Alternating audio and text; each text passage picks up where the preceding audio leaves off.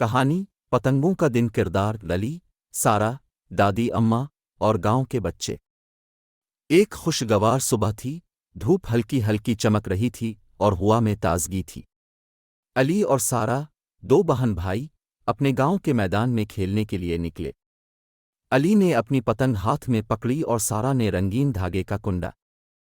گاؤں کی ہریالی، پہاڑیاں، ایک چھوٹا دریا بہتا ہوا، اور علی و سارا ہنستے مسکراتے میدان کی طرف دوڑ رہے ہیں۔ ان کے پیچھے ایک بکری اور مرغیاں کھیلتی دکھائی دیتی ہیں۔ علی اور سارا میدان پہنچتے ہیں جہاں بچے پتنگ بازی میں مصروف ہیں۔ آسمان رنگ برنگی پتنگوں سے بھرا ہوا ہے۔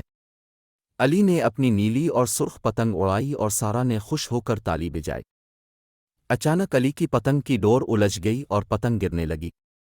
سارا نے جلدی سے دادی اماں کو بلایا، جو پاس ہی ایک درخت کے نیچے بیٹھی اون کاٹ رہی تھیں کہ دادی اماں کی دانائی سے علی کی پتنگ دوبارہ اڑائی گئی اور تمام بچے تالیاں بجانے لگے۔ دوپہر کے وقت سب بچے دریا کے پاس جمع ہو گئے۔ دادی اماں نے انہیں کہانیاں سنائیں اور بچوں نے دریا کے کنارے کھیلنا شروع کیا۔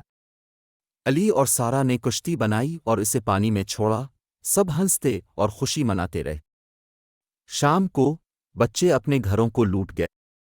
آسمان پر ڈھلتی روشنی میں علی اور سارا اپنی پتنگ کے ساتھ خوشی خوشی لوٹ رہے تھے۔